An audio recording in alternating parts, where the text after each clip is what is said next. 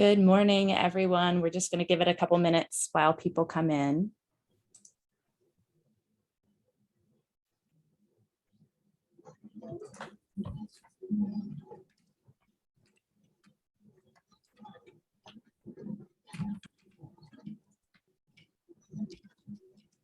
We'll be starting in just 1 minute.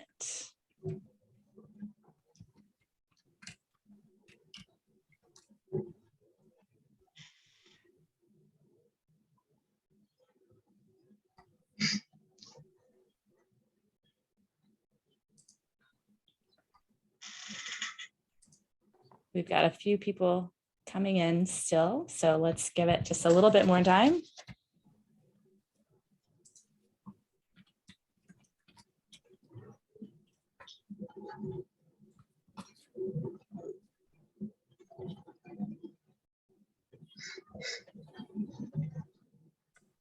And we'll go ahead and get started with all the intro things.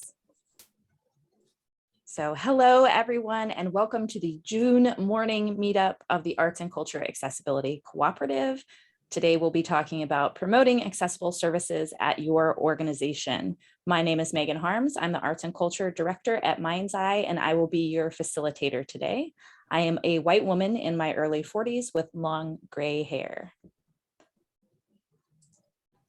This webinar is currently being recorded, and it will be emailed to you along with a list of resources, and will also be posted on the Mind's Eye YouTube channel. Today, we will be using the Q&A button, as well as the raise your hand function at the end. So go ahead and feel free and drop questions into the Q&A box as you think of them, and we'll try to get through as many as we can at the end.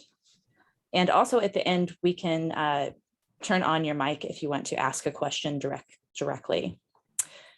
We also have closed captions today via communication access real-time translation. Just select the CC button at the bottom of your toolbar. We also have American Sign Language interpreters with us. They will be spotlighted to ensure they remain on screen throughout the webinar for the recording.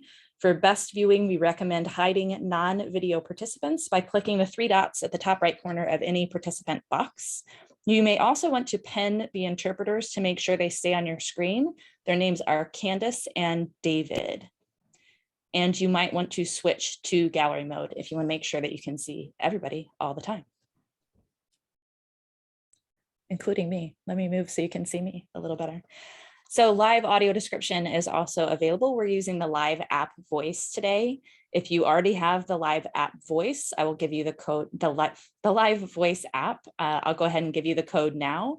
It is 405224. Angela, can you drop that in the chat also? 405224. And I'm going to give you a QR code for that in just a second. Also, chat to everyone has been disabled. Unless you're a panelist, you're the only people that can chat to everyone. That interferes with screen readers. And I know that we have at least 2 or 3 people currently right now that are using screen readers. So one of which is on the panel. So please try to avoid using chat to everyone, because that will read out what your chat is and is very distracting when someone is trying to give a presentation or to talk or just listen to someone else. When it's like, hi, I'm Barbara from Mexico. We don't care. I'm sorry. It's really not helpful. So you can still chat to individual people on the panel or to me as the host. Please do that. But put your questions in the Q&A box, please. And remember that we will have a survey that will come out directly through Zoom after the meeting is over. It will also be in the email that I send out. And you all know that it's really important for us if you fill that out. It's also really important for our funders. So please fill out those surveys when they come through. If you are not already in our Facebook group, you can find us at facebook.com/groups/ACACSTL. And here is a giant QR code on your the bottom left corner of your screen for live voice. So if you'd like audio description and you don't have the app yet, go ahead and scan that QR code. That will take you directly to this audio description for this event. Or again, the code is 405224.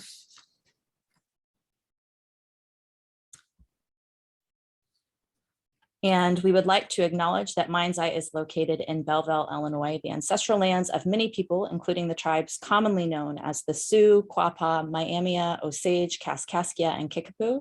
We also acknowledge those tribes who passed near our area during their forced removal, including the Cherokee, Delaware, Sac and Fox, and Shawnee.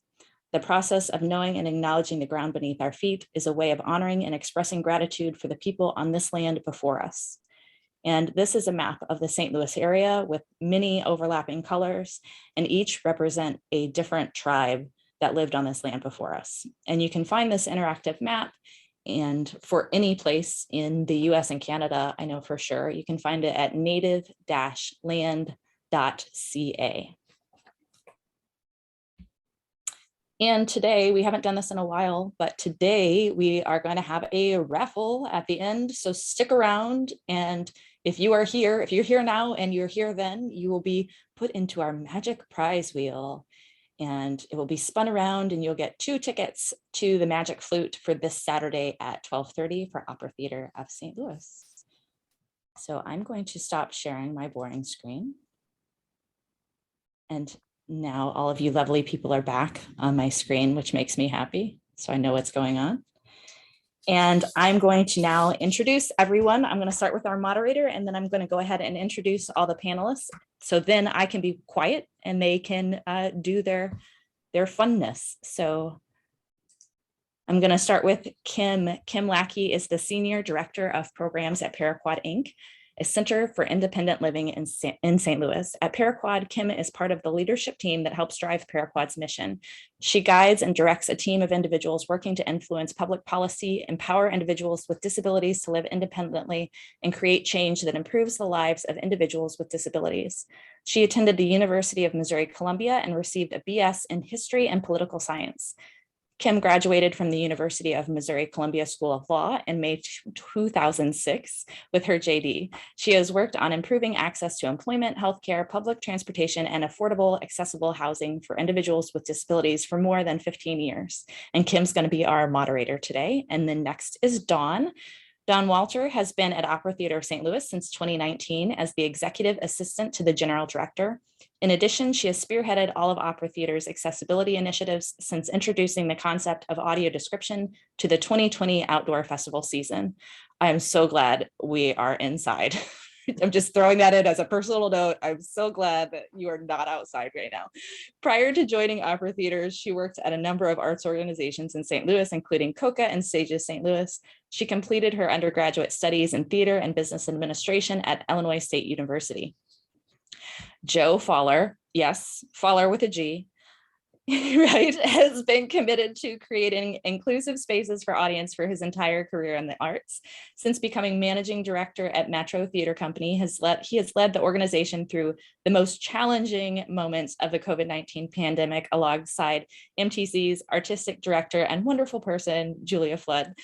Seeing record growth in donor and audience households, launching the company's Every Child initiative, and introducing MTC's Pay What You Wish pricing model to increase economic accessibility.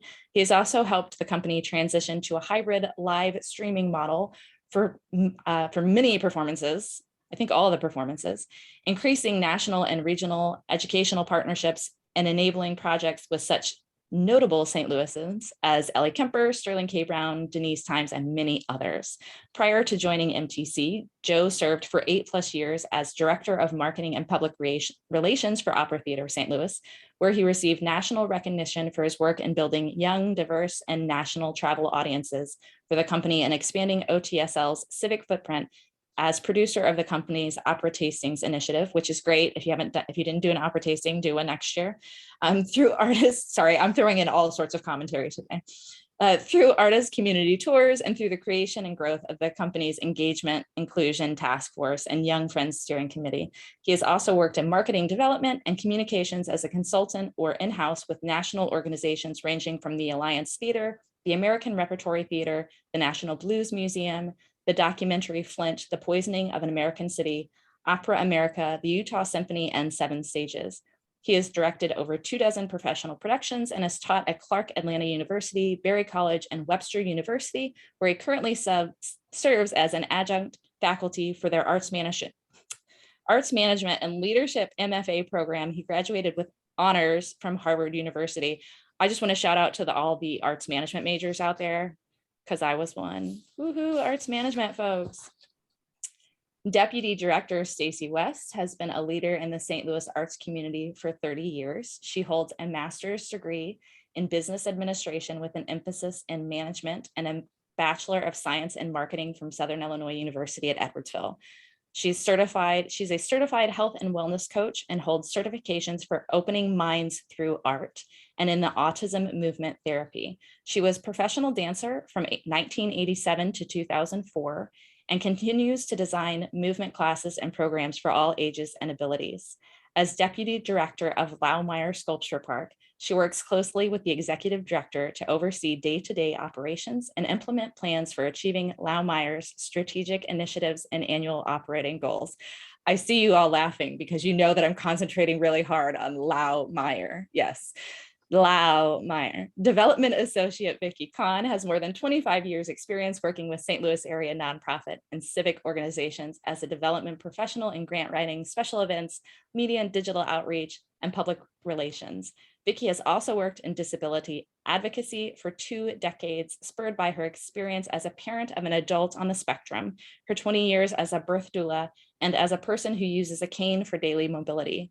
In her role as development associate for Laumeyer, she is responsible for writing and coordinating grant applications and reports, as well as coordination of web-based development activities. She holds a Bachelor of Arts degree in communications from Webster University in St. Louis, Missouri. I promise you that I did read all of those before I started that, but I was so concentrating so hard on Laumeyer, I couldn't get all the words out for everybody else. But now you know everyone. We are going to do just some short presentations, short or long, whatever, presentations from each one of the organizations. And then we will circle back around to some Q&A, and then Kim will take over. But let's go ahead and have Dawn take over and present. I'm going to turn off my camera. Good morning, everyone. As Megan said, my name is Dawn Walter. I am a white woman in my mid-20s with chin-length brown hair. I am now going to share my screen. One moment.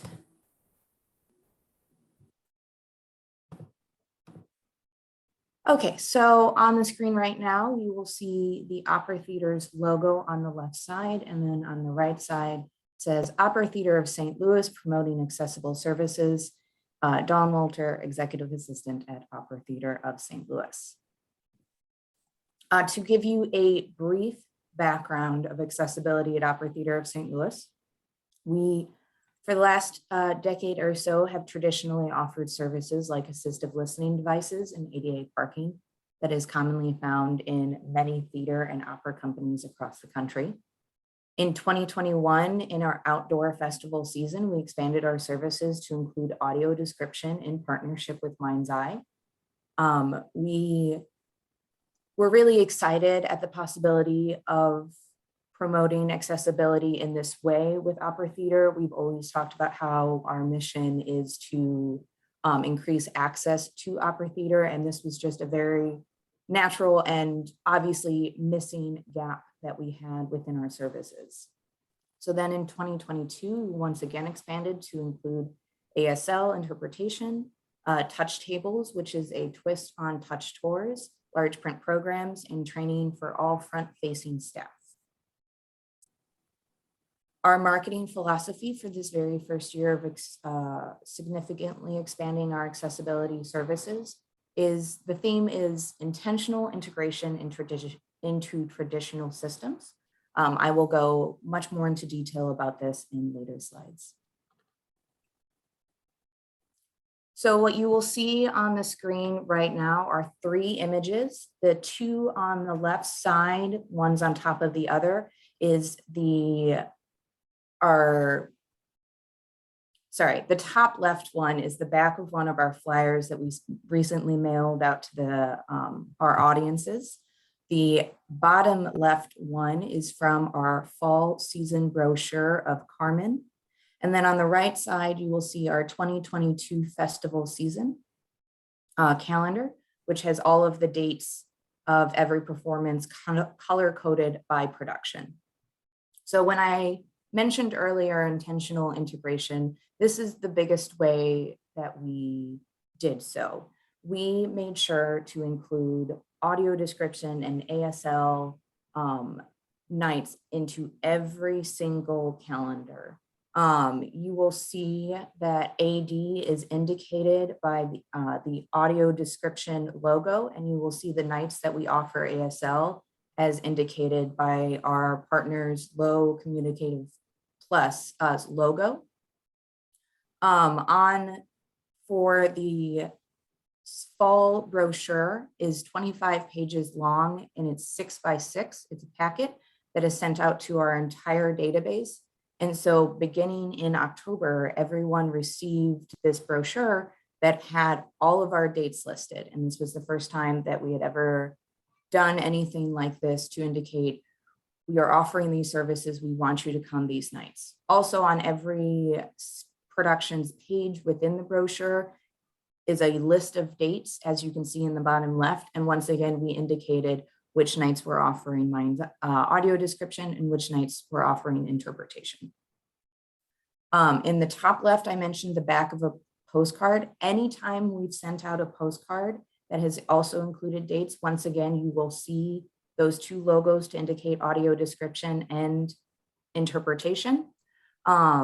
We have sent out approximately 20 brochures since our fall brochure, including an updated spring brochure that once again will show these dates. And so we're really just trying to make sure that everyone is aware at any time that this is a service. These are two services that we offer to our audiences. On this next slide, you will see an image of a new web page that Opera Theater has created called Accessibility for Patrons and Visitors with Disabilities. It has that title, and then it is a photo of our festival gardens with our green and white tents in the background.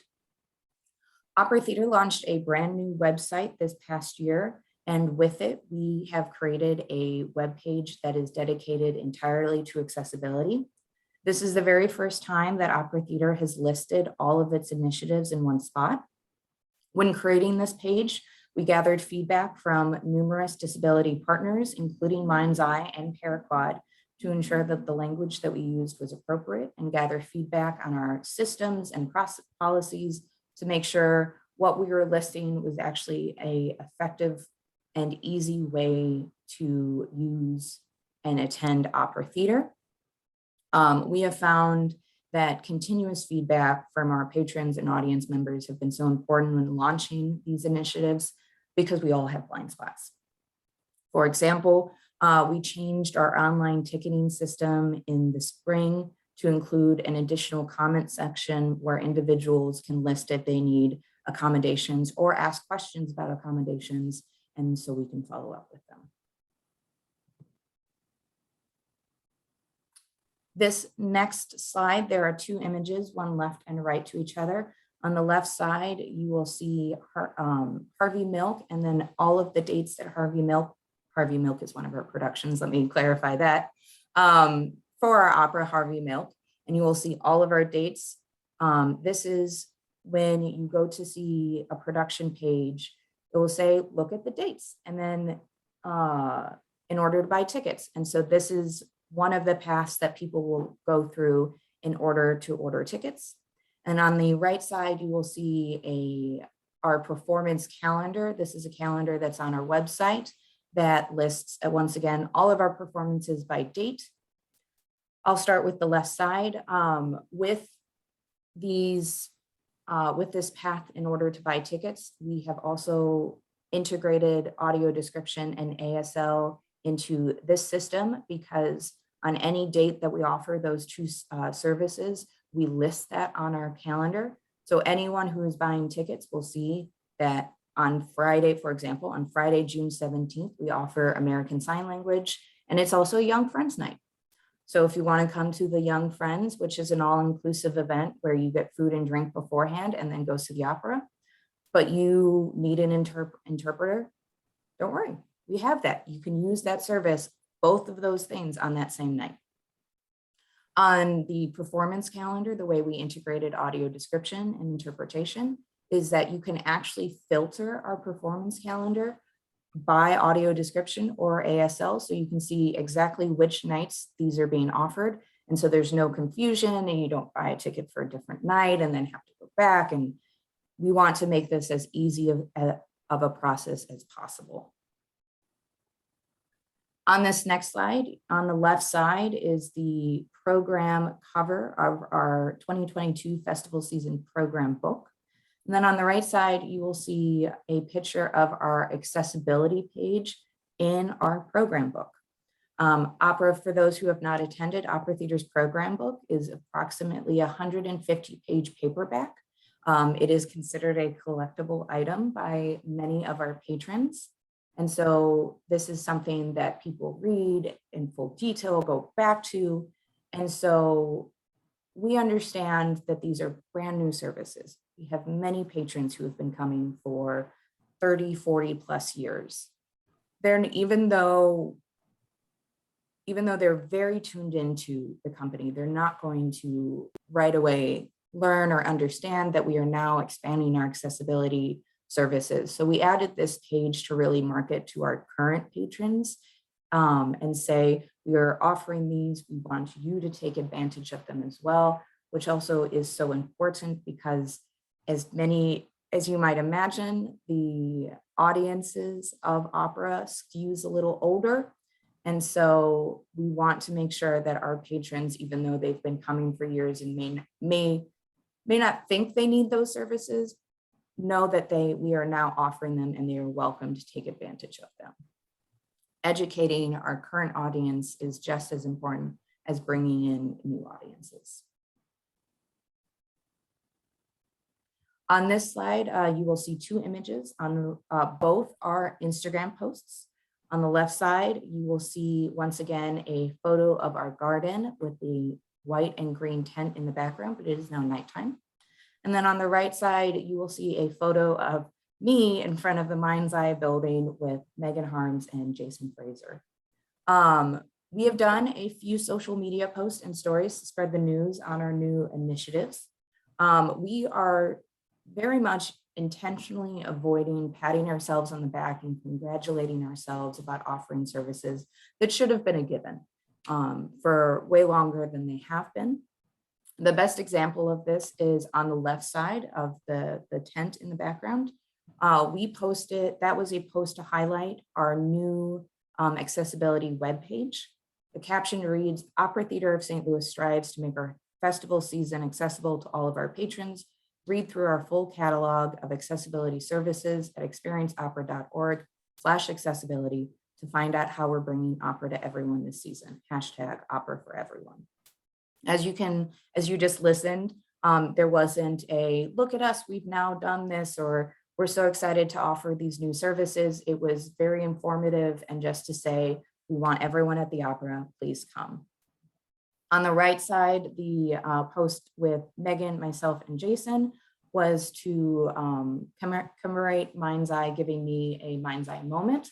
I know we just said we want to avoid being congratulatory, but that was a great honor by a wonderful partner, and we felt that it was appropriate as a way to highlight our partnership with Mind's Eye, and also just make sure people know of our individuals and our audiences know who Mind's Eye is, as they are such a great partner to Opera Theater. We continue to look for new ways to highlight our initiatives, but once again, are actively avoiding tokenizing the disability community. And then finally, what's next? The festival season ends in a little less than 2 weeks, and our fiscal year ends in September. Looking to next year, we are looking to devote an entire postcard to market our initiatives. We will send this postcard to our entire database, but also work with our disability partners on identifying new households that would appreciate learning about Opera Theater, as well as our new services. And once again, we're just continuously trying to find ways to genuinely interact with the disability community and make sure that we're coming into this space as genuine as possible with a lot of intentionality, instead of throwing everything into the wall and hoping something sticks, but not being intentional behind our actions. And with that, I will stop screen sharing, and I believe my colleague Joe Fowler is presenting next. Thank you, Dawn. Team Kim and Megan, should I get started, or is there something before I go? I guess I get started. Okay. Go ahead. Yeah. Thank you. My name is Joe Fowler. As you've heard, I'm a white man in my early 40s with what one might call a high forehead. I have light brown hair, a light brown beard, and I'm wearing brown and blue eyeglasses and a blue collared shirt. I have a blue wall behind me. I may occasionally sip from a can of summer berry fizzy water as I present. I want to thank so much the folks at the Arts and Culture Accessibility Cooperative for inviting Metro Theater Company to present today. There's so much good happening in our region surrounding accessibility in the arts, so I'm looking not only forward to sharing some of what we do, but also learning from my fellow panelists and from everybody who is tuning in today. Let me now share my screen and ask you to bear with me as I hop between PowerPoint and YouTube once or twice during this presentation. 1 second. I ask your patience even now as I realize my PowerPoint slide was queued to the wrong place as I tried to share it. So here we go. Hope everyone now is able to see my screen. The image that you are looking at the moment here is a photo of a bunch of young people who had been attending a school matinee of a 2019 production we did of It's a Wonderful Life as a live radio play featuring in the far background Alicia Reve-Light, who starred in that production, along with a great group of young people. If you aren't already familiar with Metro Theater Company, we are St. Louis's third oldest professional theater after the Muni and the Rep. We're committed to producing high quality professional theater for youth and families, and engaging and empowering teachers and school districts to ensure that arts integrated curriculum can improve student outcomes. In any given year pre-pandemic, our teaching artists would be in at least one and often 2 or 3 classrooms per day, each day of the school year, working side by side with educators. In total, between our work in classrooms and our work on stage, we would reach at least 25,000 young people each year. Since the pandemic began, that number has grown through our increased virtual reach, which is wonderful. And over the course of our history, we have reached well over 2 million, approaching 2.5 million young people, not just in St. Louis, but also touring with our productions to 41 different states and 6 different countries over our 49 going on a 50-year history. Now, that's what we do, but why we do what we do grounds our commitment to accessibility. So on this next slide, I'm bringing up an image that shows our mission statement. And in the background of that image, you will see some of our professional teaching artists and actors performing a program we offer called Say Something, Do Something, which is a violence prevention and conflict resolution program that's geared towards 4th through 6th graders. That was recently awarded a Research in the Arts grant from the National Endowment for the Arts as one of 14 such grants awarded in that particular grant cycle to be able to more meaningfully interrogate what the long-term impact is for changes in attitudes and behaviors for young people around violence and conflict resolution through this program. So that's the image that you're looking at in the background. Young people are seated on mats on the floor of a cafeteria, I assume this is, while our actors are standing in front of them. And our facilitator, Roxanne McWilliams, is standing to the left. But I'll read our mission statement for those who might not be able to see the text on screen, which is the following. Inspired by the intelligence and emotional wisdom of young people, we create professional theater, foster inclusive community, and nurture meaningful learning through the arts. And I think it's that mission, that grounding, in what we do that it is so central to the accessibility work that we have been committed to for many years, and that has grown over these last several years as well. Everything that we do is focused on this respect for the intelligence and emotional wisdom of young people, and making sure that the programs that we produce and the ways in which we produce them ensure that every single one of those young people can see themselves reflected and can see themselves included, as there are so many extraordinary disparities in access in our region when it comes to access to quality education, when it comes to access to the arts, when it comes to access to basic needs, that we are trying to be a force for good to address as many of those as possible. And young people have as many accessibility challenges as people of every age in our region. So it has been critical for us to make sure in our work that those young people, whatever their needs might be, have direct access to what we produce. As we know through a great deal of the field, that by being able to access the performing arts at an early age, we don't just unlock deepen creativity. We don't just empower young people to perhaps see themselves and see the world differently. We actively cultivate key skills and key qualities of social emotional learning, such as empathy and the capacity to understand or to articulate a future for a young person that might not be constrained by their current circumstances. So access is critical to that for us in our thinking. However, the work that we do is most certainly not just done by me, and it is in fact done by far more people than me in our organization. I am here but as a conduit for the amazing people that you see on screen, which is a little less than half of our total team.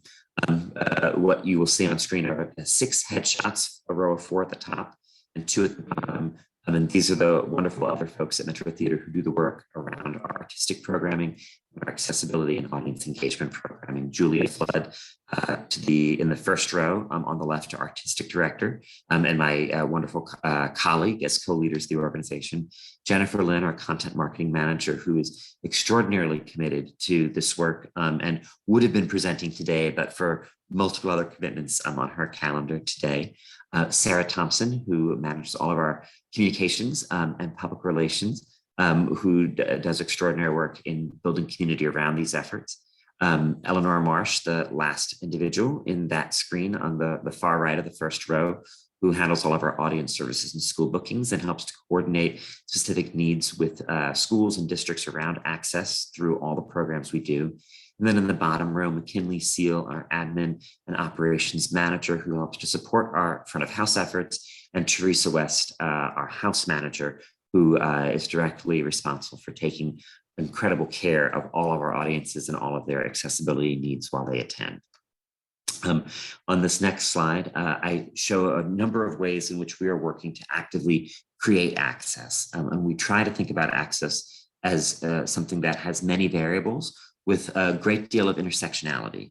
So in looking at this list, there may be individuals who live at the intersection of many of these items. Just as Dawn was saying before, someone might be a young friend coming to opera, but may require the services of sign language interpretation.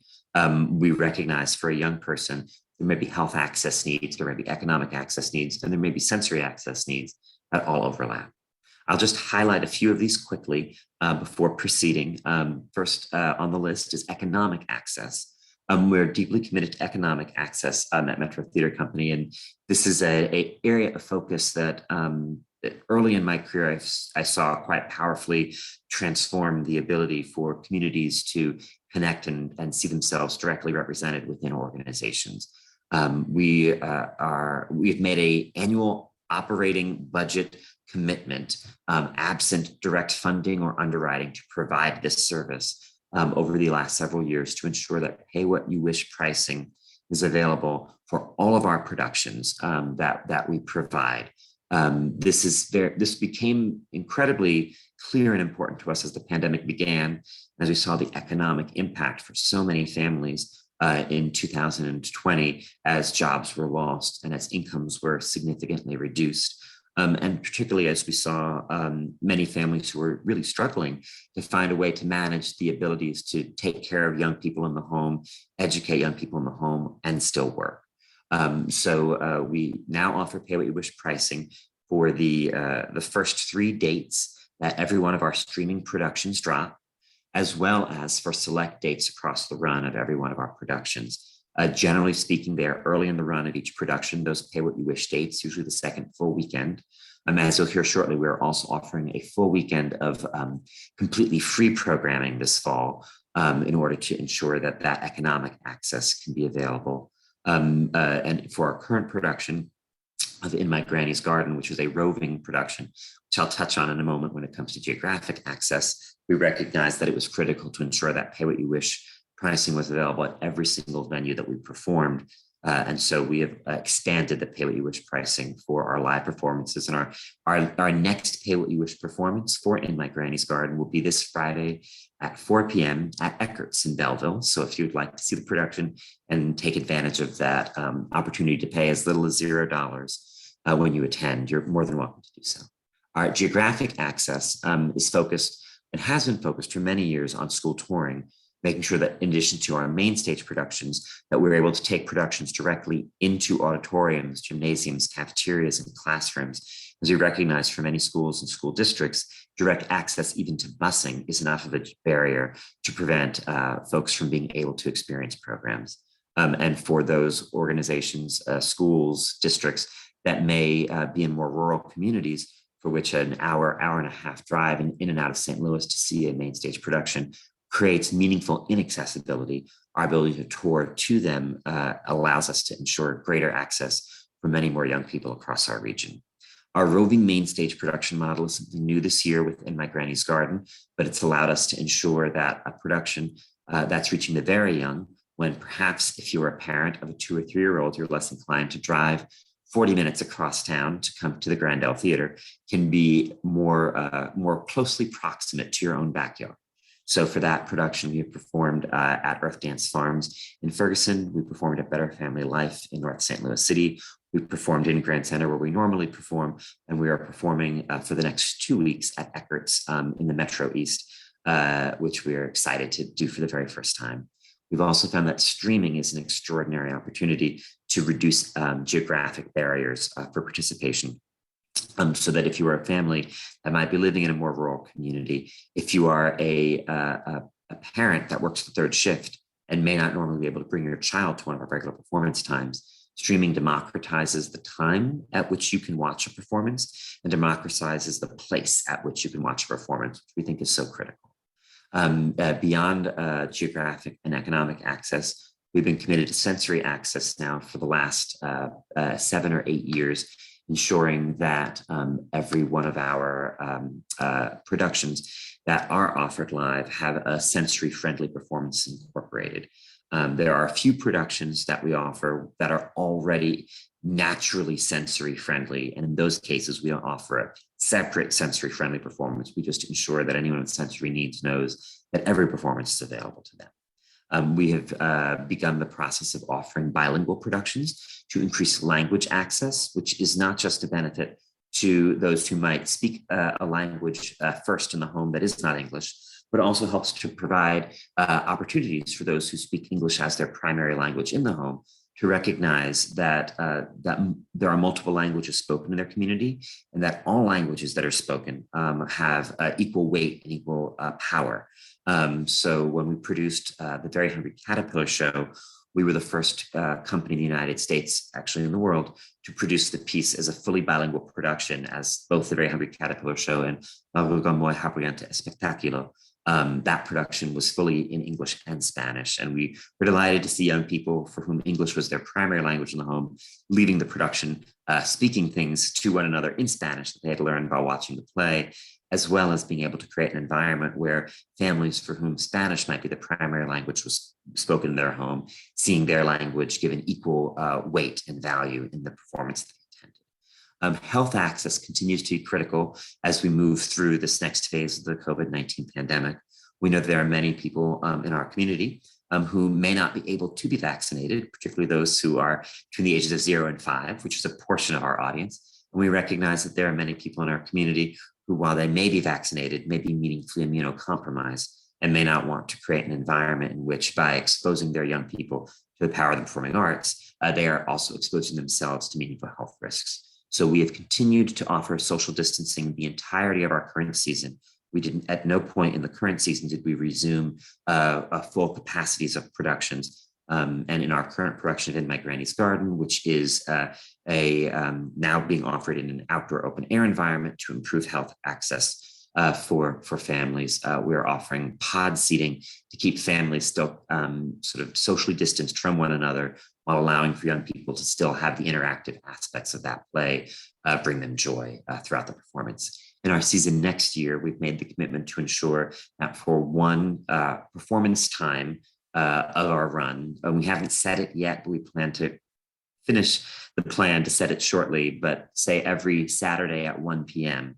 Across our entire season, we will ensure that those performances are offered with full social distancing for all audience members who may have health vulnerabilities and require that. And then some of the areas that have already been addressed around visual and auditory access with respect to audio descriptions for live performances, audio descriptions for streaming performances, closed captions for streaming performances, and ASL interpreters as well are all ways in which we're working to create access to what we do. Next, I just will share a little bit of what we do in communicating this.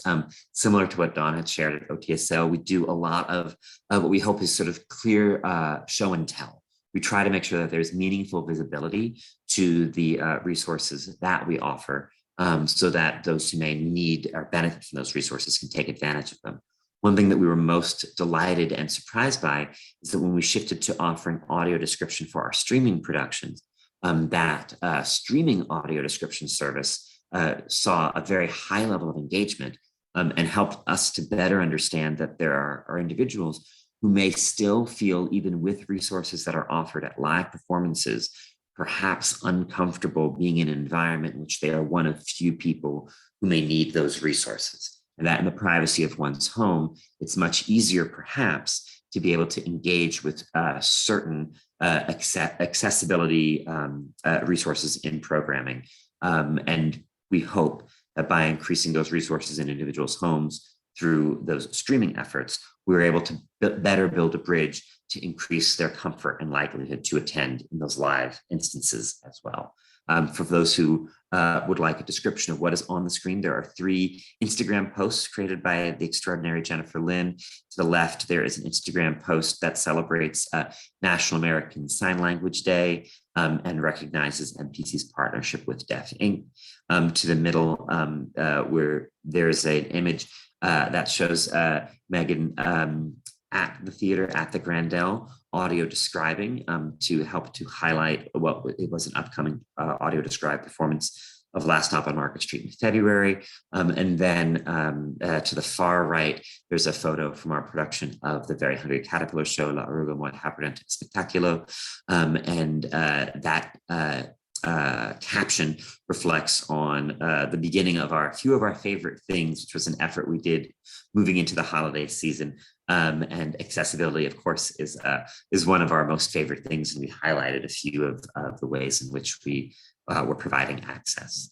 Something that we also do in the spirit of that show and tell is provide video resources in order to highlight how the programming that we offer works in this space. So if you've never previously experienced audio description, particularly for streaming, we provided everyone who wished to watch a brief 2-minute excerpt of what it was to see an audio described performance of Jacked.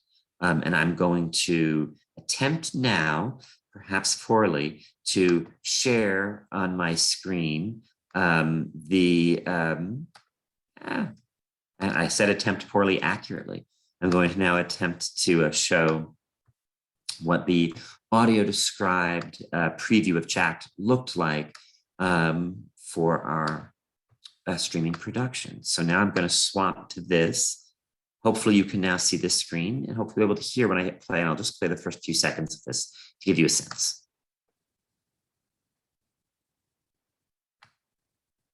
A winding black line makes up the center of an orange and red sun over 2 brown and orange fields.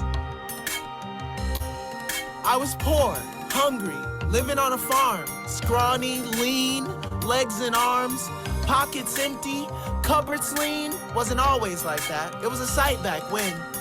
Used to be, all you'd see was Green on green on green. A bright yellow sun shines over fields now green.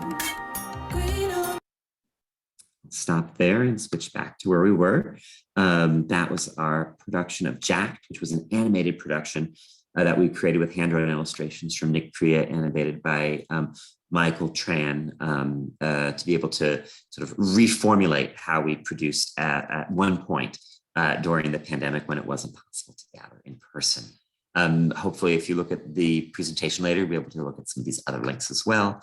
And then I will share it last in this context of what else we do is to show a quick visual here, and I will shift my screen share to this page as well.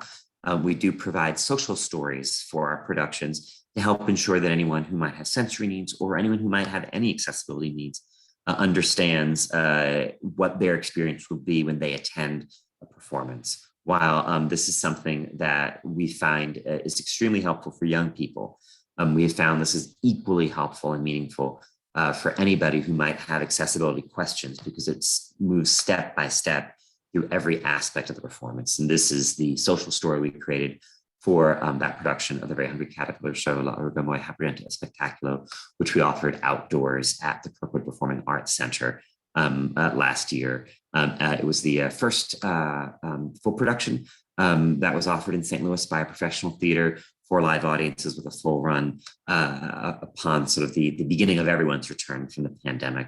But since it was outdoors, we wanted to make sure that these were things you knew you might hear when you saw the piece, that you knew how to find the restroom, you knew how our programs would work digitally, et cetera, et cetera, et cetera.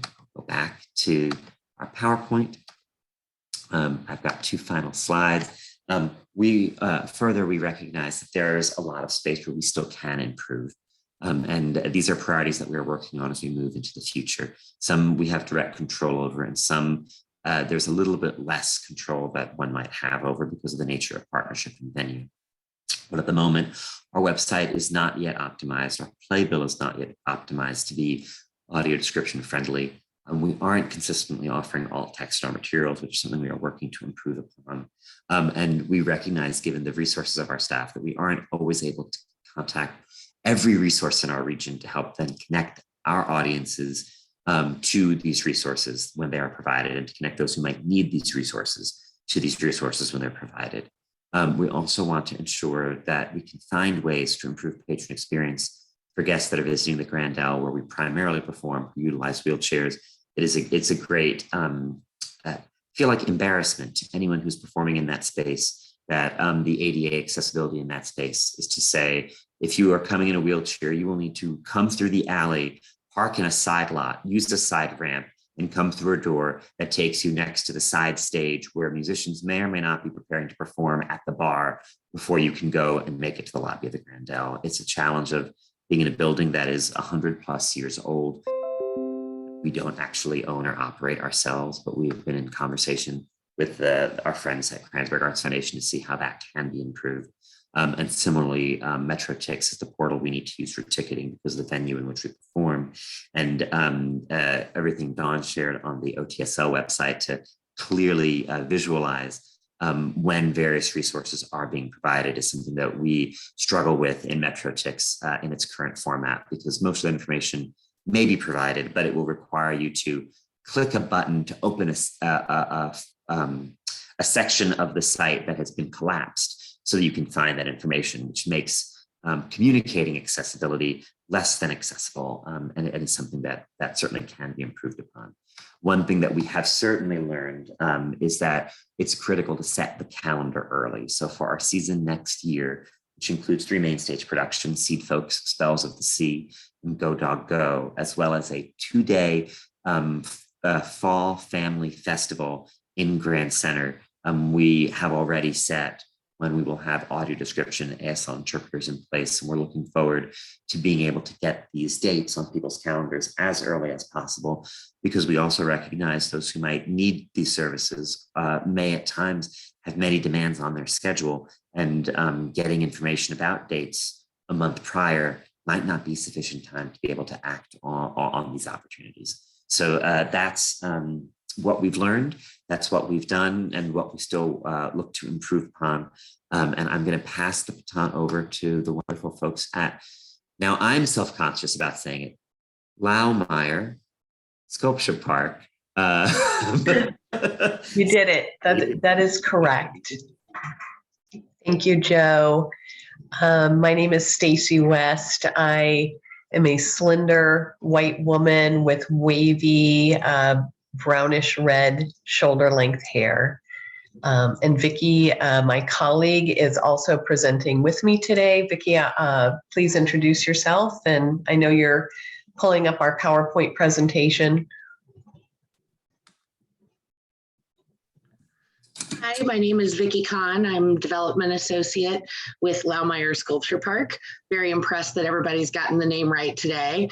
I'm a middle-aged white woman with short dark hair, green eyes and glasses, and I'm wearing a black top. In the background, you might see my partner's musical instrument collection, the largest of which is an upright bass named Matilda. My son was diagnosed with autism in 1999 when he was 3 years old. And as a young mother, it was quite challenging for me to navigate the many agencies and supports to help him, especially since autism was in its early days of widespread public awareness.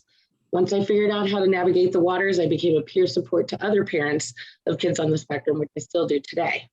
My disability journey began in 2005 when my right foot was run over by a forklift, leading to surgeries, use of a wheelchair, and 6 months on a cane.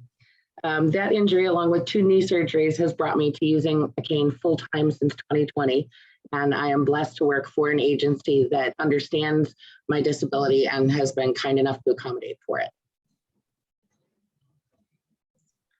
Thank you. And this is Stacy again. I will add to that accessibility is also personal for me. And Vicki, go ahead and feel free to pull up our PowerPoint as I'm introducing my own personal journey with needs for accessibility. Both my maternal grandparents were deaf and only did sign language. My mother was an only child to her parents, and my mother could hear. They lived on a farm in rural Illinois where the population of the nearest town was 150 people. And by the age of 2 or 3, my mother was doing pretty much all of the family transactions at stores for her parents. My grandmother lived to the age of 90. And my mother had to move into the nursing home to help care for her because no one at the nursing home in their small town knew sign language. And it was the only way to get care for my grandmother. Well, it looks like Vicki's having a little trouble pulling up her PowerPoint and sharing her screen. So I'm going to go ahead and just start with some narrative while she's getting that ready. So Laumeyer Sculpture Park is located in Sunset Hills, and our mission is to engage the community through art and nature.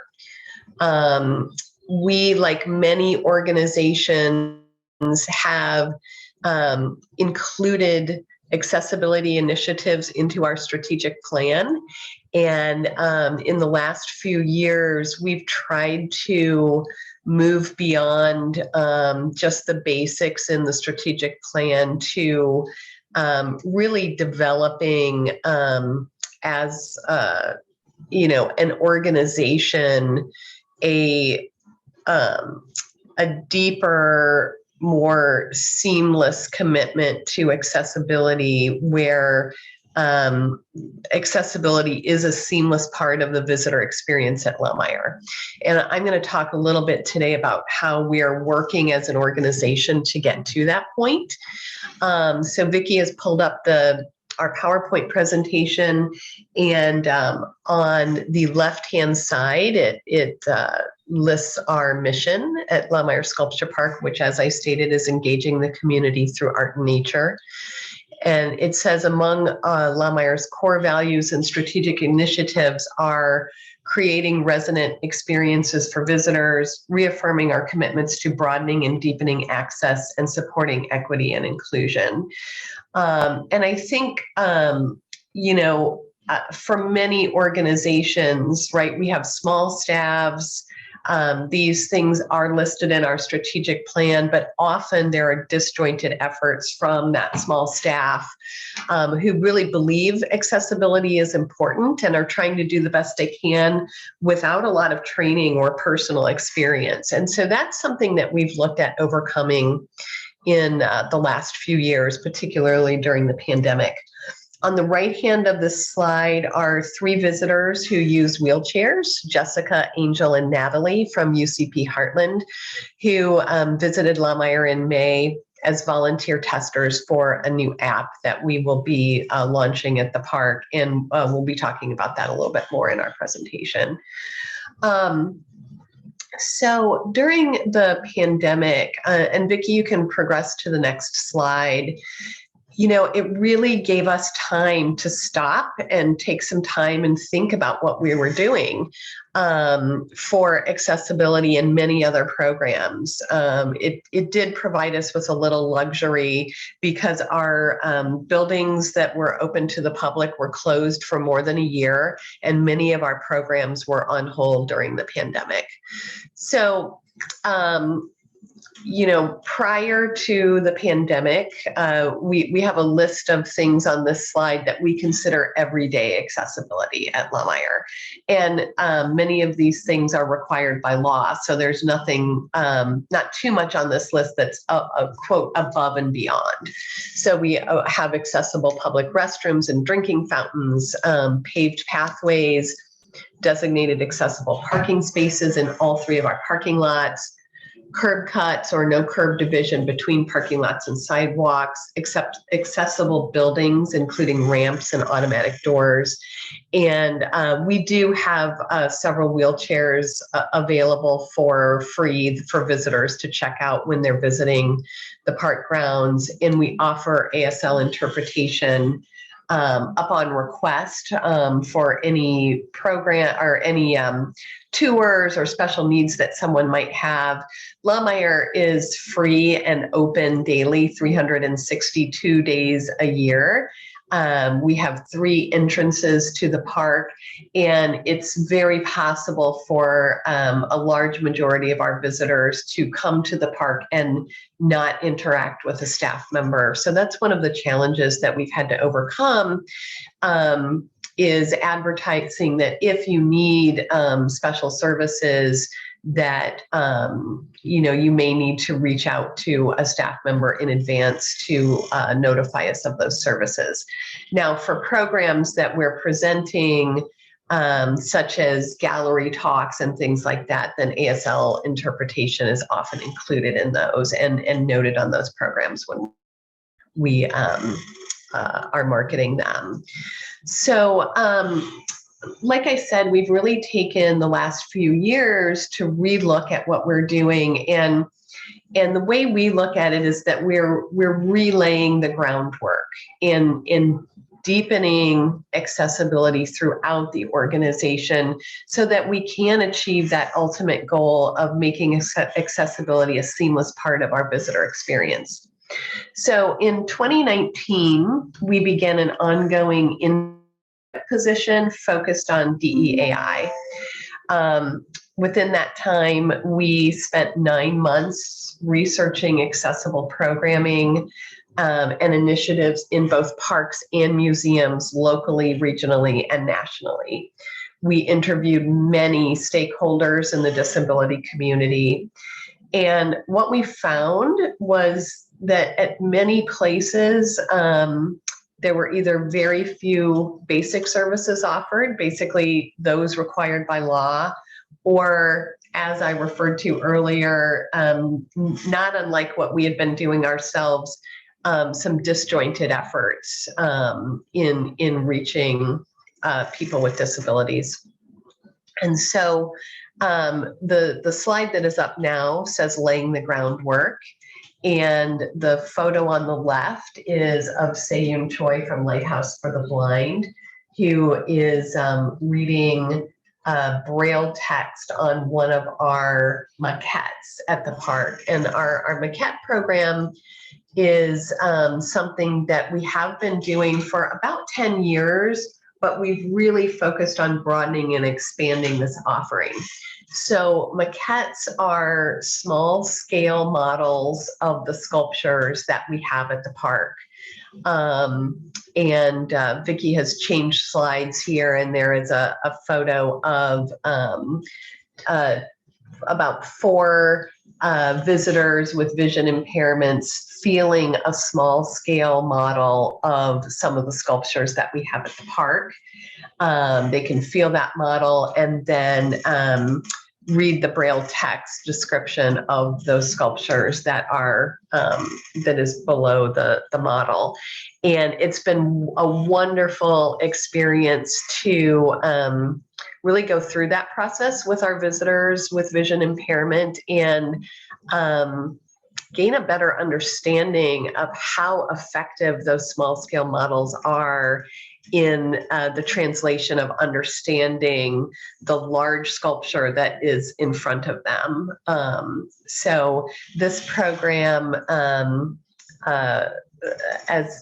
going to just read this slide. So Lawmeyer partners with Lighthouse for the Blind on this project to develop bronze maquettes, cast scale models for artworks in the permanent collection to help visitors with vision impairments enjoy the artworks in the outdoor galleries.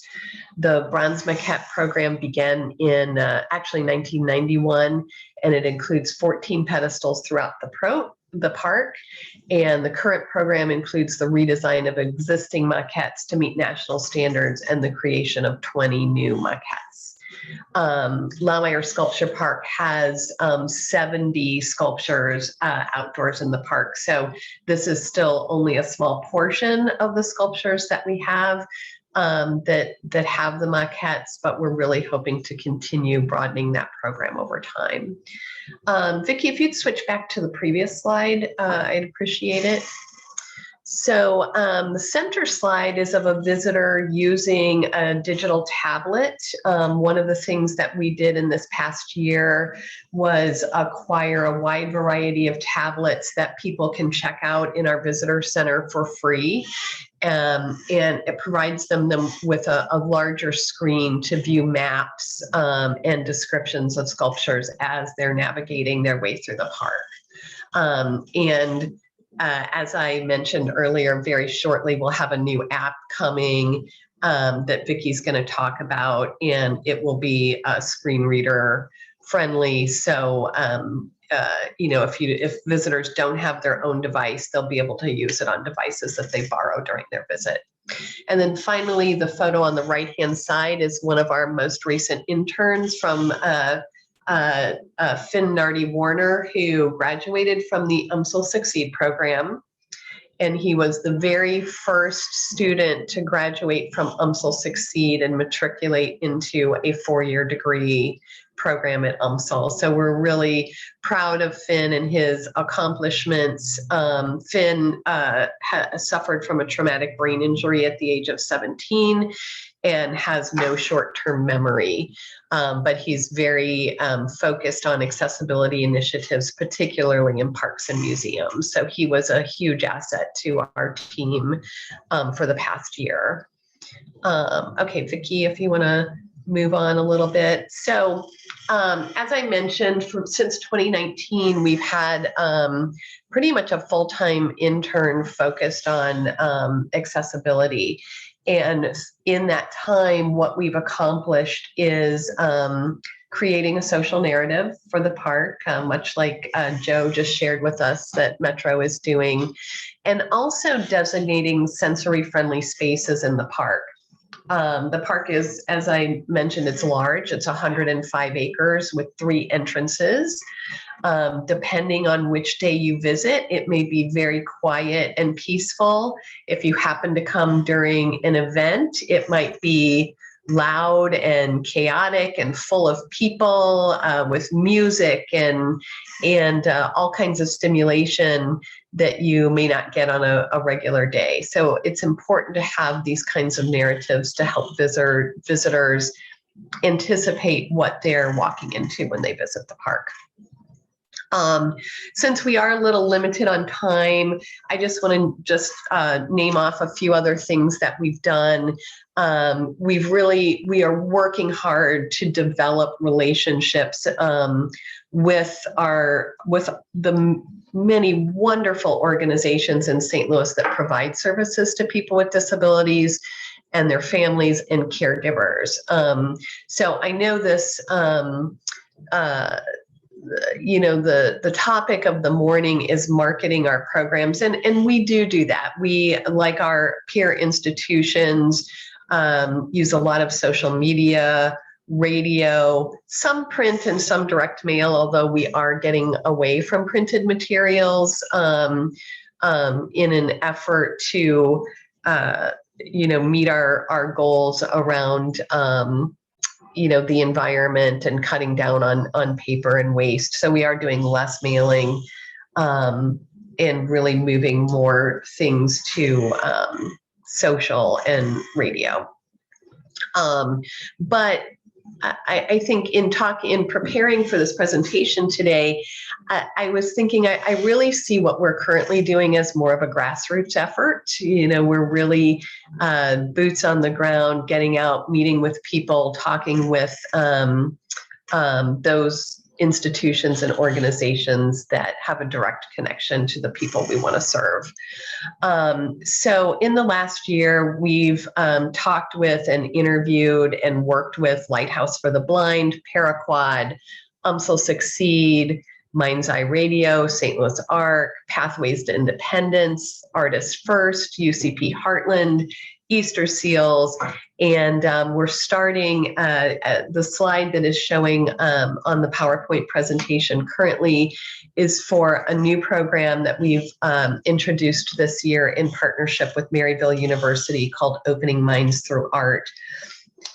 This program is an intergenerational art program for people with dementia that pairs college students seeking careers in healthcare with elders to build bridges across age and cognitive barriers.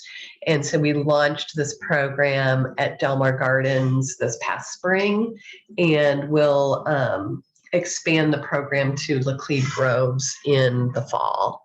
The photos in this picture, there are 4 photos.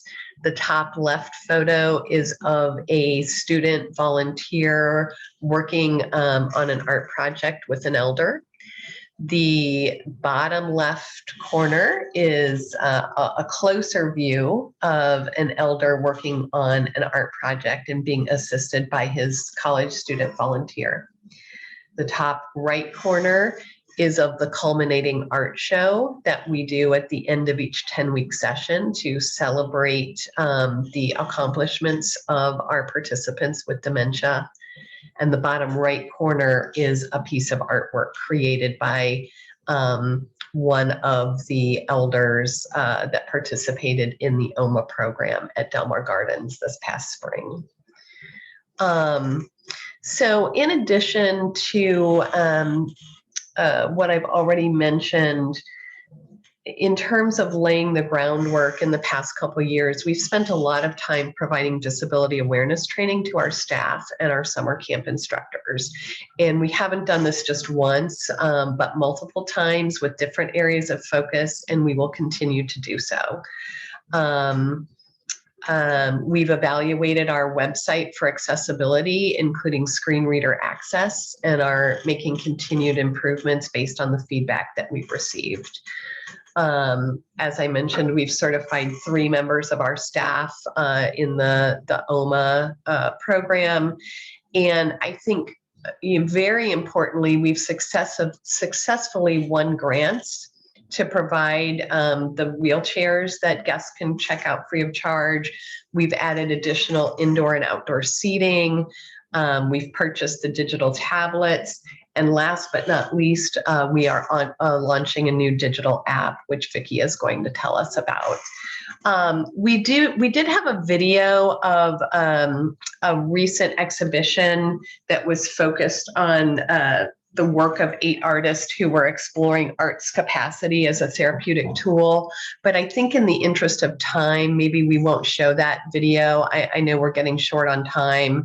And I would like to save that for Vicky's presentation about our app. So Vicky, I will turn it over to you.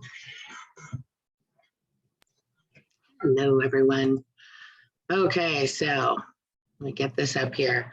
So we, during the pandemic, we found that we had, obviously, as many arts organizations did, a lot of demand for remote programming because, you know, folks couldn't get out and we couldn't host large scale events and sometimes even small scale events at the park, which really limited our ability to provide programming. So we had to get creative, and we developed what we called Loudmire Online, which provided videos and downloadable materials so that people could do art projects at home for both adults and kids.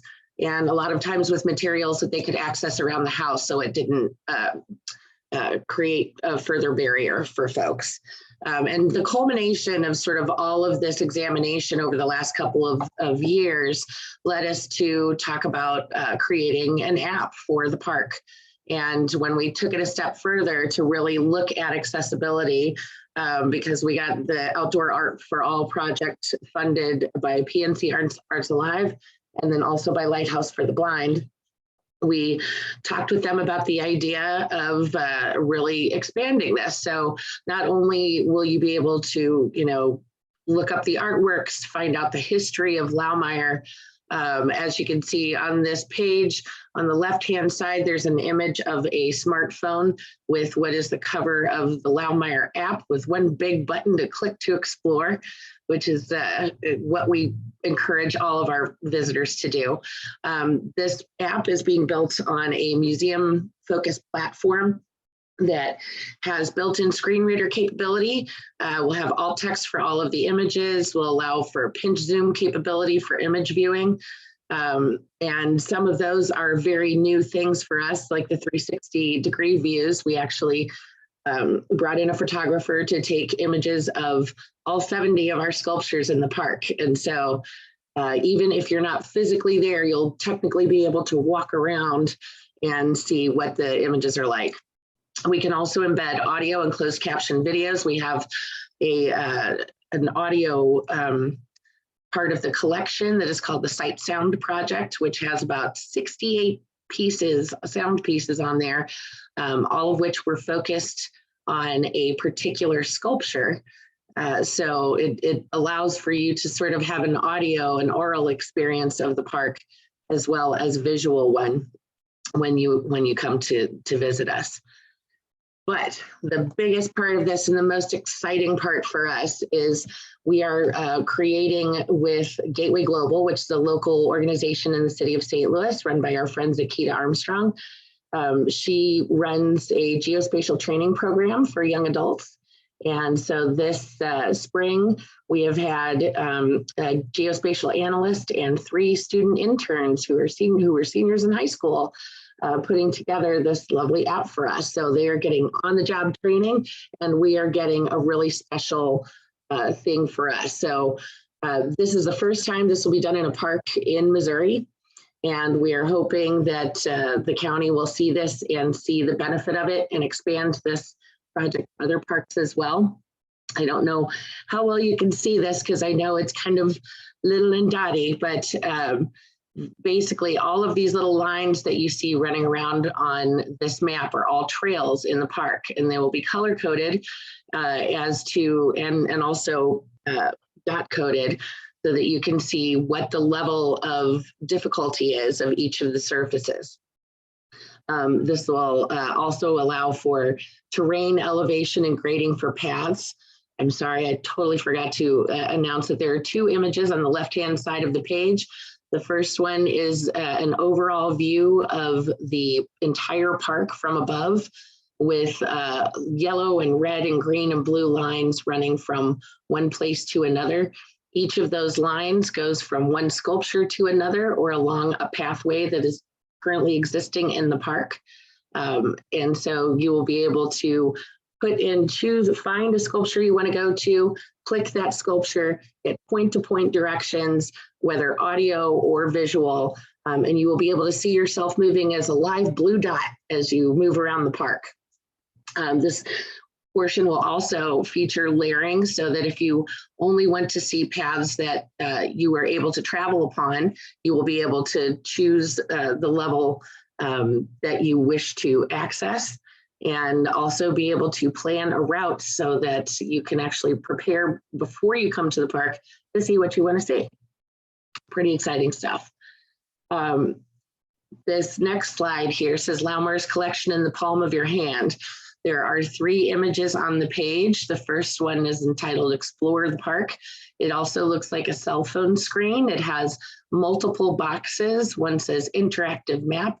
And then there are the titles below of the different sections of the park: the Northern Grove, Museum Circle, Fearing Family Foundation Museum, because within our park map, if you have used it before, you will see that there are different sections of the park, about 7 different sections of the park where there are sculptures for you to view. Most folks walk in, see the big green field, go, there's like 5 sculptures.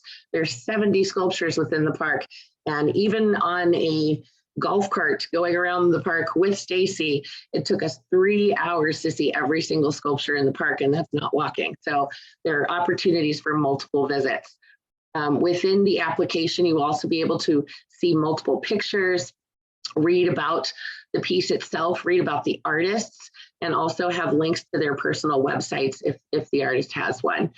We also will have interactive modules within the app. So we'll have scavenger hunts, emoji modules, quizzes, and things of that nature, some of which, like this one with the If the World is a Fair Place,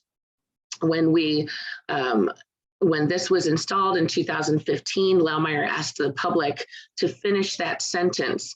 And several of those phrases were incorporated on steel metal bands that are now wrapped around trees throughout the eastern woodland in the park. And there's an example of that type of image on the front. If you came to Art Fair a few years ago, that was the t-shirt that we had. So we're really looking forward to being able to show this. Now, the most important part of any application is being able to test it. And we've had a couple of brief test sessions already, but we are going to be doing a lot more coming up in the late summer and early fall. So we would really appreciate if anybody is interested in joining us as a volunteer beta tester. Please feel free to zap that little QR code that you see on your screen and fill out. There's like a very short little survey just so we know how to appropriately support you during the testing process. But we would love for you to be able to try out the app, try out the mapping, and give us some feedback so we can make sure we're providing a quality product to the public in general. Stacy, do you have anything more you'd like to add to this? No, I don't. Thanks, Okay. everyone. Overall, I think the thing that we really wanted to say about this is that we don't feel like there should necessarily be a specific effort to market accessibility, because the key to accessibility is its seamless inclusion in the visitor experience. If it's there, you shouldn't even have to notice it. It should be accessible. That is our idea. That is our goal. So we do a lot of things built around accessibility. And really look forward to sharing that with all of you. You are more than welcome to reach out to us. I am Vicki, that's Stacy, and here's some contact information. You're also welcome to click this QR code and visit our website and get more information. Thank you so much to Mind's Eye and all of you who have joined us today, and we look forward to seeing you at the park soon. Thanks, guys. This is Megan. I am going to turn it over to Kim. We really are almost out of time. We have about 5 to 7 minutes to get some questions in. But Kim, you do whatever you want to do now. All right. Thank you, Megan. I'm Kim. I'm a white woman in my early 40s with shoulder length brown hair. I just want to thank all the panelists for their presentations. You guys are doing amazing things at your organizations. I'm really excited myself to try out some of those services, the new app, and lots of other things. So we know now about all these great accessibility services that you guys offer. With the 5 minutes we have left, I would love to hear from each of you about how you successfully promote these services so that all of the community is aware of them. So if you could each maybe just give an example of something you have done that's worked really well for you as an organization, or a unique marketing opportunity that you participated in, like maybe promoting in a very different industry than your own, or partnering with an unlikely partner that's been very successful.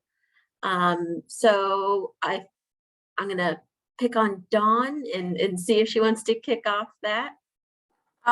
I will say, since our accessibility initiatives are fairly newer, the majority of them being launched in this festival season right now, which is occurring right now, we haven't had the opportunity for many partnerships beyond within our industry.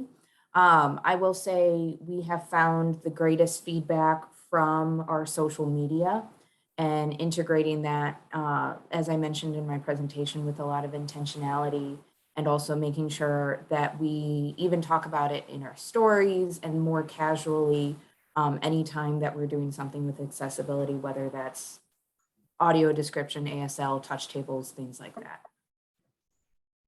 Great, thanks. Joe, how about you? Sure. I would say where we've had the strongest success has been tied to partnership around various initiatives. So particularly when I think about our sensory-friendly performances, so many of those are as successful as they are because of various partners who are working within the autism community or other service organizations that support those with sensory needs. Miriam Academy has been incredibly wonderful to work with. Special School District has been wonderful to work with. We were challenged to think about whether it made the most sense to offer sensory-friendly school matinees or public performances, because sometimes you can't do all the time.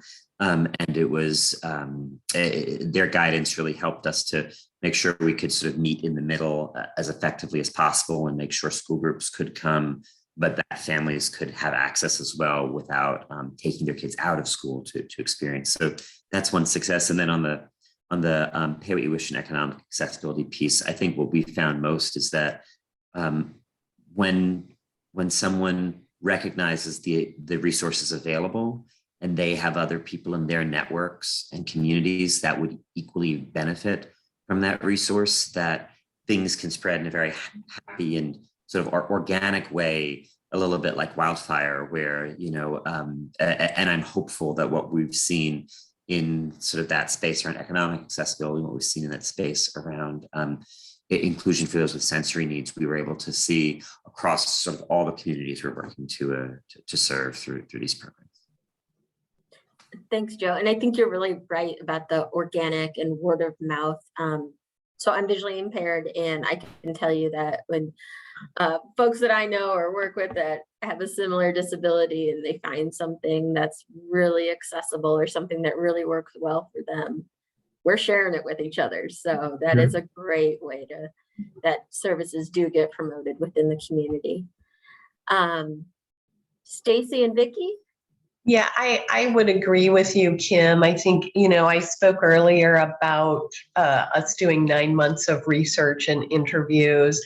And that's really what we found from all of the people that we interviewed and the agencies, is that, it's such a great word of mouth network. And it became even more important to us after those interviews to develop relationships with organizations so that we could get the word to them directly, and then they could get the word out to their participants and constituents. I think that has really helped. And I'm going to say the other thing is, nothing innovative, but it's just making sure that our website is up to date and really user friendly. I think it's so easy for all of us when we work in our organizations to forget to look at our own website or pay very much attention to the details of it. And take the time to ask people to really evaluate it for us, and not just one or two or a professional person who does this for a living, but people who would actually be using it. We had about 50 students from the Succeed program look at our website and evaluate it, and they had a little questionnaire to fill out, and we got a lot of valuable information about color and our search function.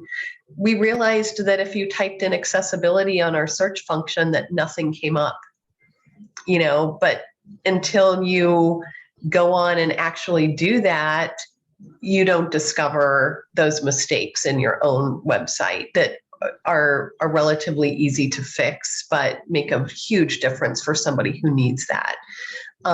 We also had some folks at Lighthouse for the Blind evaluate our website as well.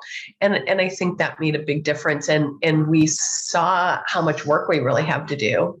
And we're continuing that work. It's not just a one and done thing. So I think having the mentality that it's an evolving, constant process is really important also. Thank you, Stacey. That's so true. I mean, our websites are the first interaction most people are having with our organization nowadays. And it's got to be, like you said, user friendly. People got to feel welcomed and able to access what they need on it. So that's great. That is great. I think we are pretty well out of time. Yeah, this is Megan. There is one question in the Q&A I want to sneak in real quick. It's for Joe. Can you speak about how you're able to offer accessible accommodations like AD cart and ASL in your roving productions, Absolutely. which you do? Yes, we in fact will be having an audio described performance coming up Sunday. Date faster than I do, Megan.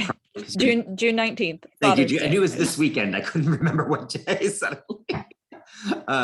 At Eckert's in Belleville. And I think what's been really nice about being able to be in different venues is that it's bringing these services closer to where people are who might have the need for these services. So we have audio description and sign language interpreting available as we were roving Granny's Garden.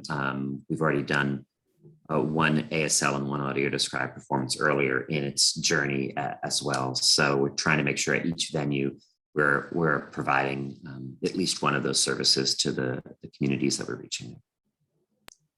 Great. Thank you, Joe. And apologies, everyone. We are out of time. It is 9:58, but I don't want to forget about the raffle. So if Angela, if you are there, if you can bring up there you go. Your magic wheel. Take it away, Angela. All right, I wasn't able to unmute myself. So we've got a colorful wheel spinning. There's 16 names and our winner is Jennifer Scanlon. Yay, Jennifer Scanlon. I will send you an email shortly about free tickets. And you can go see Magic Flute this weekend. And now I am going to screen share real quick. Just some last minute things here. So our next meetup will be Wednesday, August 17th from 8:30 to 10. We will be talking about universal design groups, something that all organizations should look into. And then also something else really exciting that's coming up is July 23rd is Festability, back in person for the first time in I think 3 years. It will be at the Missouri History Museum. This is just a super fun day with all sorts of presentations. I wouldn't even say presentations because that sounds boring. More fun stuff on the stage. And there's going to be food trucks and a beer truck and all sorts of things happening. There will also be a Disability Pride March at 10 a.m. from the Visitors Center in Forest Park to the History Museum. Please look at festability.org, check out their Facebook page also. They're also looking for volunteers. I'll be happy to send you some information about that. I will put all of this in the resources I send out later also. Also, we are always looking for ACAC sponsorships. You can email Laura about those. I will put those in the email. And thank you to our June ASL sponsor, Specialty Mailing. That's their logo in the center, a circle that says Specialty Mailing, St. Louis, Missouri. And thank you to our regular sponsors, Ameren, Illinois, Lighthouse for the Blind St. Louis, and the United Way of Greater St. Louis. And thank you to all of our panelists and our moderator, Dawn, Joe, Vicky, and Stacy, and our moderator, Kim, and our ASL interpreters from LAMP, Candace and David, our CART interpreter from Here Inc., LaDonna, and our audio describer from Mind's Eye, April. And thanks to all of you. And I hope you can all come back on August 17th, and we almost did it. We're at 10:01. So I'm going to let everybody go. Thanks, everybody. Bye. Bye.